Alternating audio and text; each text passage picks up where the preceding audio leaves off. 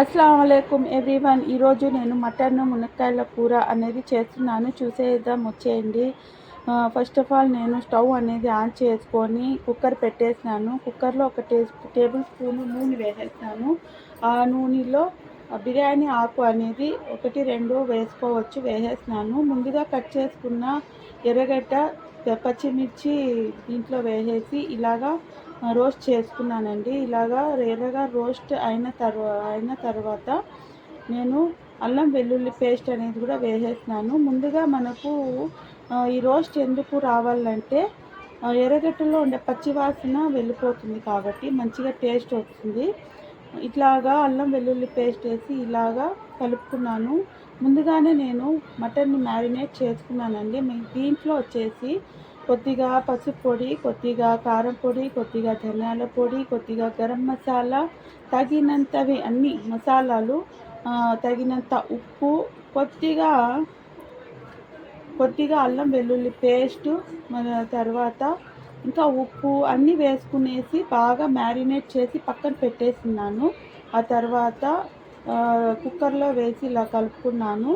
బాగా కలుపుకున్న తర్వాత టమాటా ప్యూరీ అనేది వేసేస్తానండి. టమాటా ప్యూరీ అనేది మసాలా అంతా కలుపుకున్న తర్వాత వేస్తాను.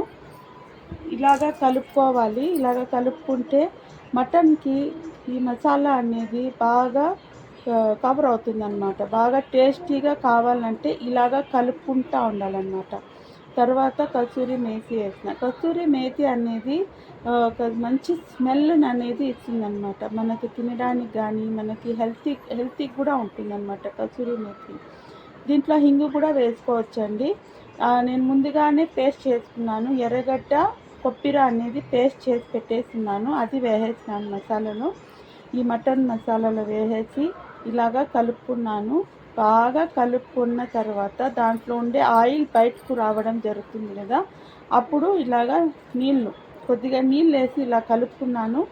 ఆ తర్వాత మటన్ని బాగా బాయిల్ చేయాలి. స్మూత్గా రావాలంటే ఇలాగా ఎక్కువగా నీళ్ళు వేసి మరిగించుకోవాలి. కాబట్టి నేను 12 విజిల్ వచ్చే వరకు ఇలా చేసినాను. ఆ తర్వాత మన కూరలో ఈ మటన్ అనేది బాగా బాయిల్ అయిపోయి బాగా స్మూత్గా వచ్చింది. 1 నిమిషం అండి. మన మెయిన్ ఇంగ్రీడియంట్ మునక్కాయలు.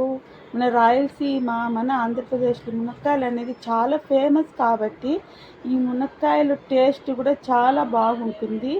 దీంట్లో ఉండే మనకు హెల్తీ టిప్స్ చాలా ఉన్నాయి కాబట్టి ఇలాగా కుక్కర్ మూత పెట్టేసి 2 విజిల్ వెయిట్ చేసిన. 2 విజిల్ వచ్చిన తర్వాత ఇప్పుడు చూసేద్దాం రండి మన కర్రీ అనేది ఎలా తయారైందో. మన రాయలసీమ, మన స్పైసీ మటన్ మునక్కాయల కూర అనేది రెడీ అయిపోయిందో చూసుకోండి. ఇంత స్మూత్గా ఉందండి కూర కూడా, అంత స్మెల్గా, అంత టేస్టీగా, అంత స్పైసీగా ఉంది. నేనైతే ఎక్కువగా ఇడ్లీ, దోశలో ఎక్కువగా నేను తీసుకుంటాను కాబట్టి మీరు కూడా ఇలా తయారు చేసింటే కామెంట్ బాక్స్లో కామెంట్ చేయండి. మన ఛానల్కి సబ్స్క్రైబ్ చేసుకోండి. థ్యాంక్ యూ సో మచ్ అండి. నా వీడియో